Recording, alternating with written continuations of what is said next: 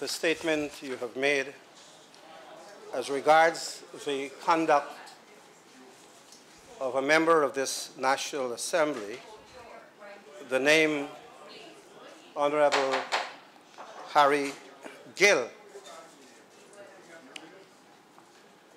In the light of what Your Honor has described as an attack on the office of the Speaker and of the National Assembly, I'd like to say, as leader of government business in the House, that we do not condone any attack on the holder of constitutional office.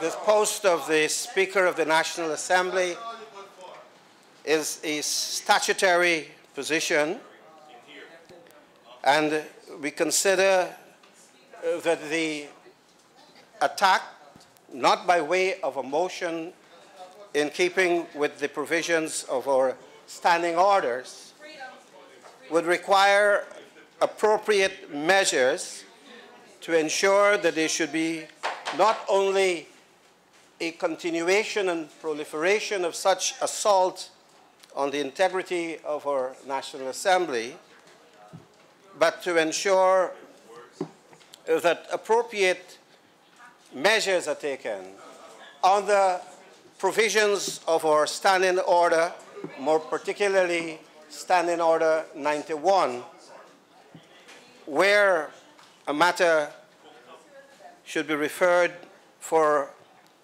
the attention it deserves on merit.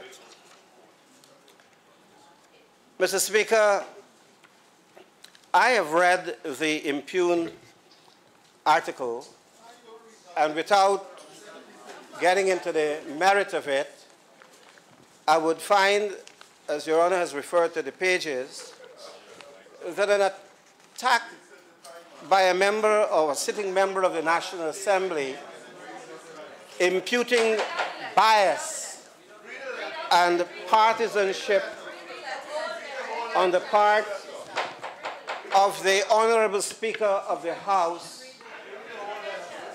transgresses the normative rules of the House. And ordinary citizens of Guyana would be enraged by a cavalier method of going outside of the National Assembly, sheltering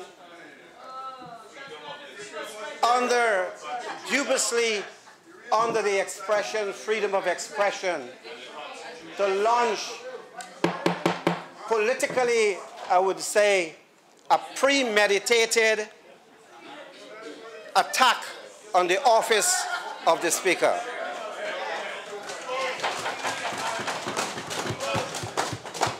And it is clear to my mind that the reception that I receive by making these observations in this honorable House would also speak to the fact that politically the alleged offender is being protected. And we are all honorable members of this House, all having been elected by the people of Guyana to protect the integrity of this House, to protect this important symbol of democracy, the bastion of our democracy.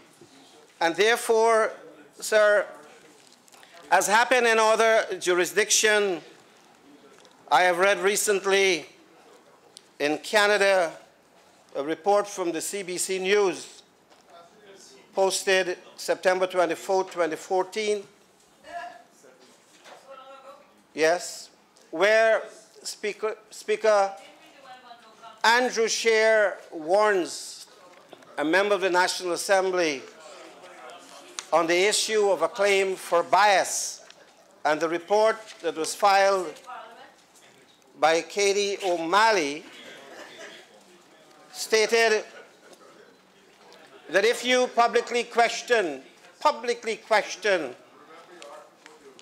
the impartiality of the Speaker, you could find yourself on the wrong side of a breach of privilege.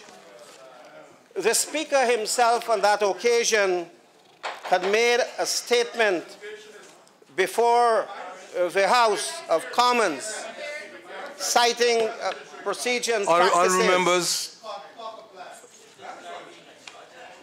please proceed. And stated that,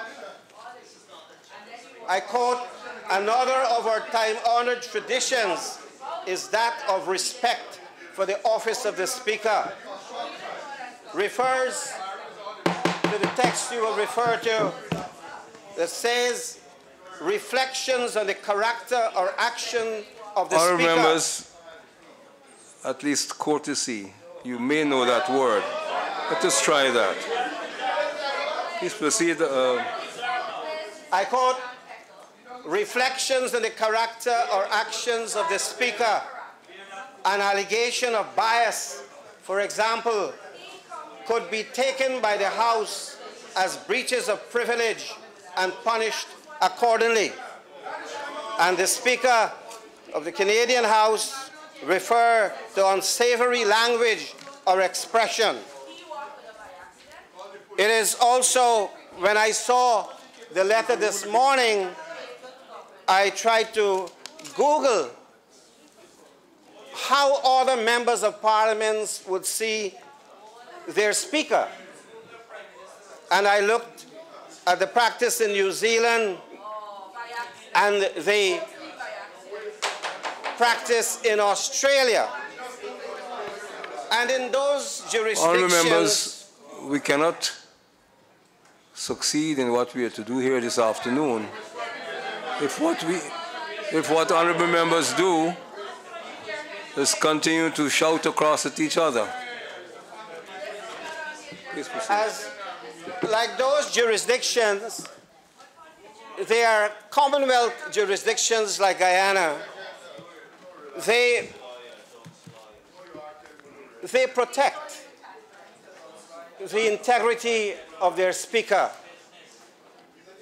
They protect and they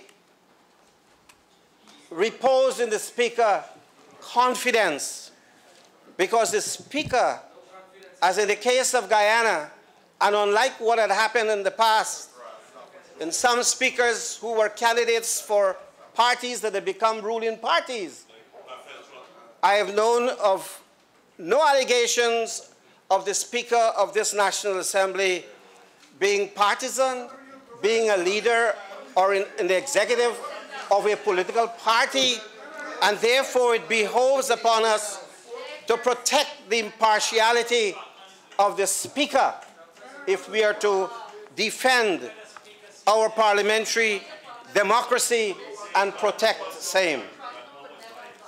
In making these observations, Your Honour, on what you have described as a matter of major importance, I'd like to invoke Order 91 of our standing orders and ask that the matter be referred to the Committee of Privileges, and that the inquiry, the matter as regards an attack on the Speaker's integrity and imputing bias and partisanship, that it is sufficient prima facie to be sent to the Committee of Privilege for its adjudication. And I so move.